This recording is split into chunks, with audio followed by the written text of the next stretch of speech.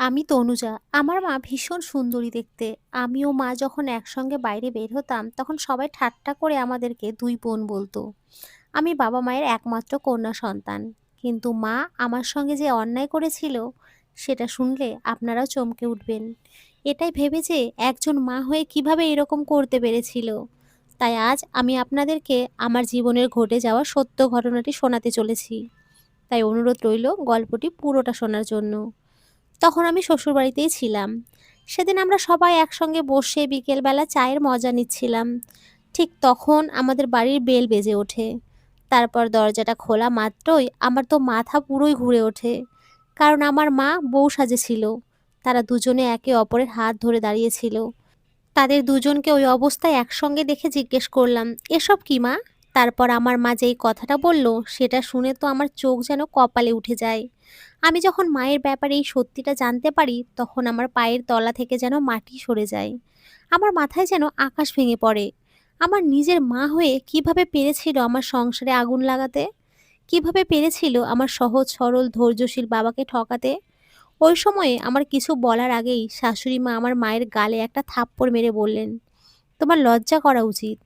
আমার ছেলে তোমার মেয়ের বয়সী। তোমার লজ্জা করলো না এই জঘন্যতম কাজটা করতে? ওই ঘটনার আগে আমি যখন মায়ের বাড়িতে যেতাম, তখন আমার মা এমনভাবে সেজেগুজে থাকতো, মনে হতো যেন কোনো নতুন বউ। এবং আমি যতবার বাবার বাড়িতে যেতাম, ততবারই ভাসুর আমার বরের সঙ্গে আসতো। আমার বিয়ে হওয়া সবে ৩ মাস হয়েছিল। আমি কিছুদিনের জন্য বাবার বাড়িতে এসেছিলাম। বাবার বাড়িতে আসার ৭ দিন পরেই বর যখন আমাকে নিতে আসে, তখন আমার ভাসুরও বরের সঙ্গে আসে। আমার মা তো তার জামাই ও আমার ভাসুরকে দেখে এত বেশি খুশি ছিল যে তার খুশির ঠিকানাই ছিল না। মা আমার শ্বশুরবাড়ির লোকেদের যেভাবে আপ্যায়ন করত, তাতে আমার বাবা খুবই খুশি হতো। কিন্তু এর পেছনে যে একটা অনেক বড় রহস্য লুকিয়ে ছিল, সেটা তো আমরা অনেক পরেই জানতে পেরেছিলাম।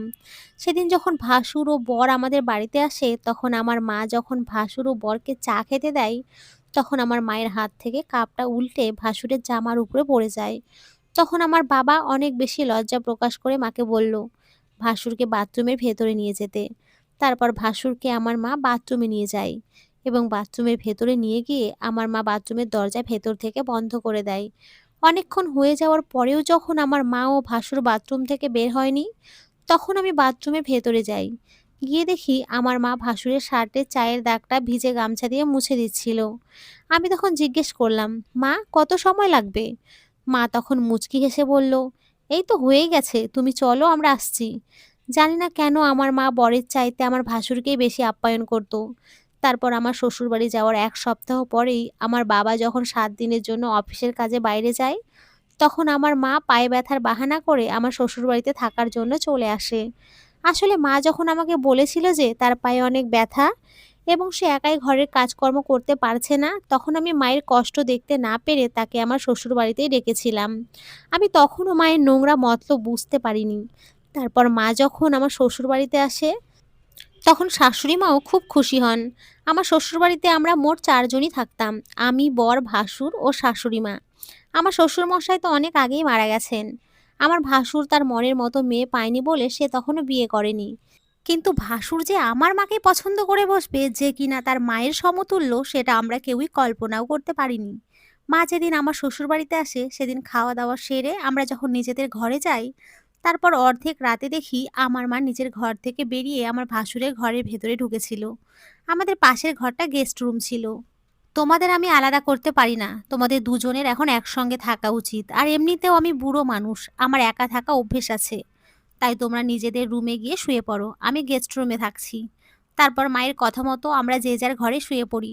তারপর অর্ধেক রাতে আমরা যখন ঘুম ভাঙে, তখন আমি জল খাওয়ার জন্য রান্নাঘরের দিকে যাই।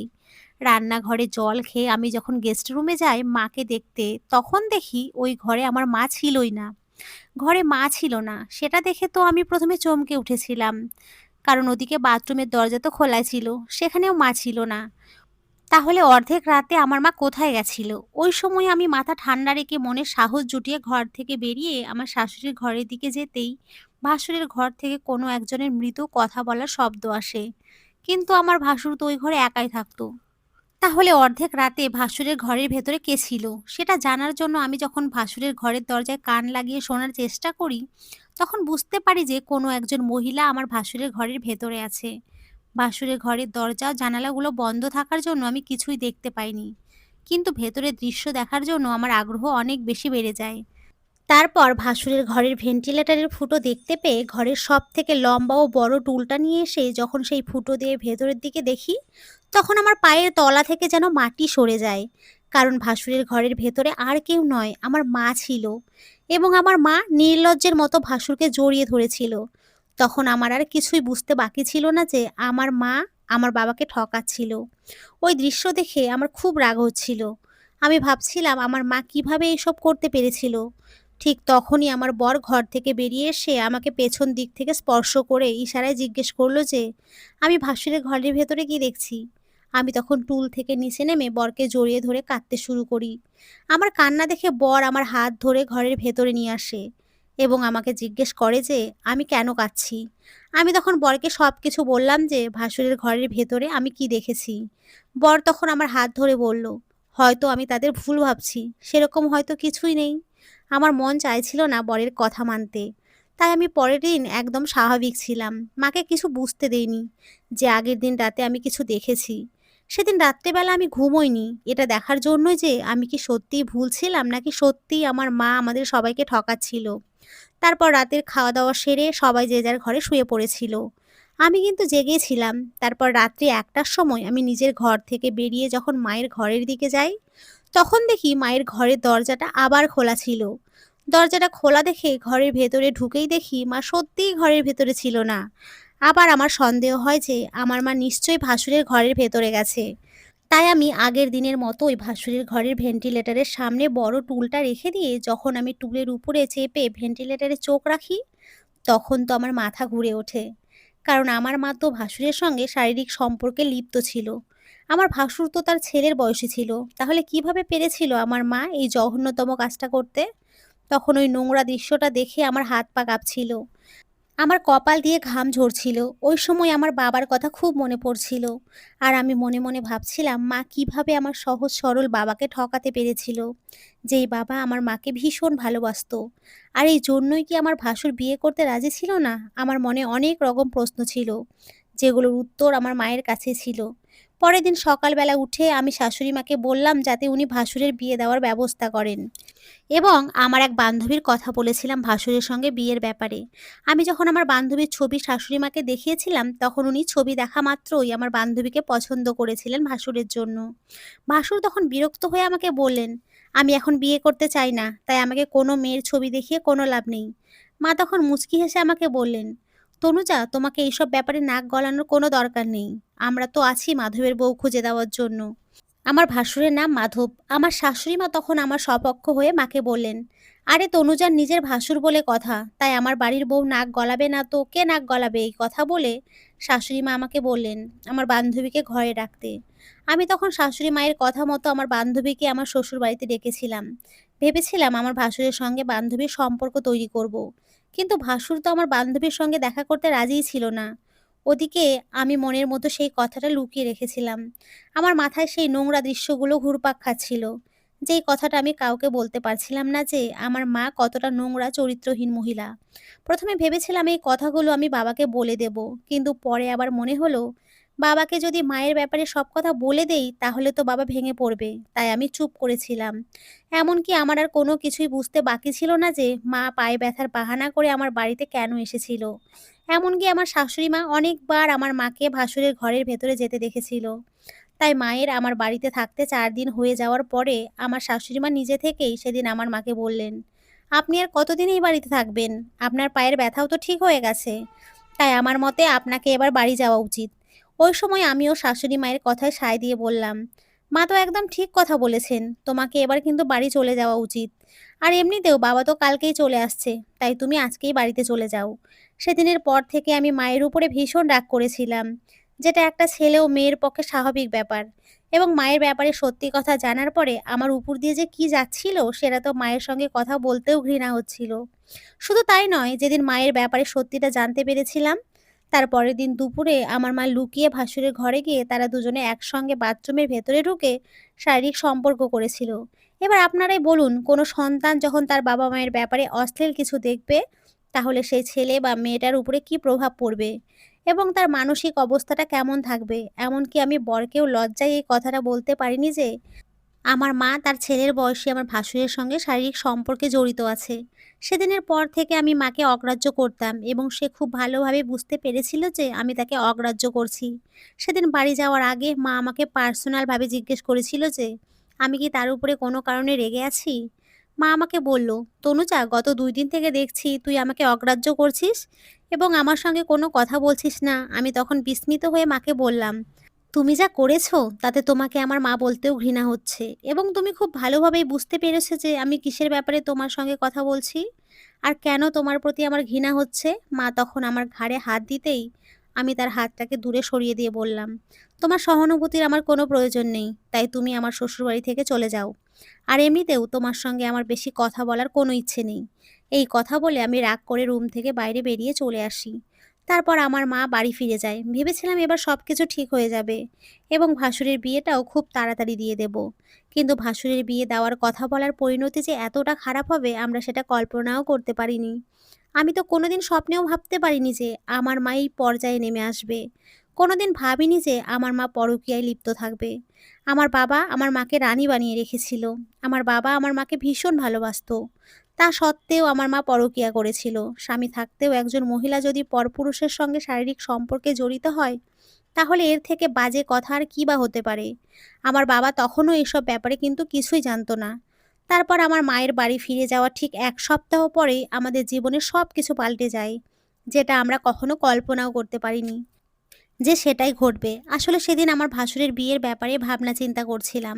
ওদিকে শাশুড়ি মা তো আমার বান্ধবীকে ভাসুরের জন্য পছন্দও করে নিয়েছিল। ওই সময় কিন্তু আমার ভাসুর বাড়িতে ছিল না। তখন বিকেল 4টা বাজে।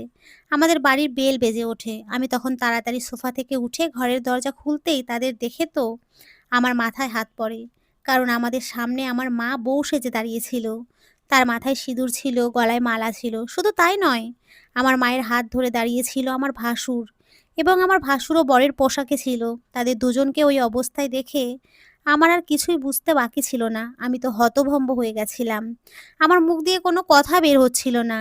কিন্তু আমার শাশুড়ি মা যেহেতু কিছুই জানতেন না, তাই উনি খুব আশ্চর্য হয়ে আমার ভাসুরের কাছে এসে বললেন, এইসব কি? এইভাবে তোরা বিয়ের পোশাকে দাঁড়িয়ে আছিস কেন?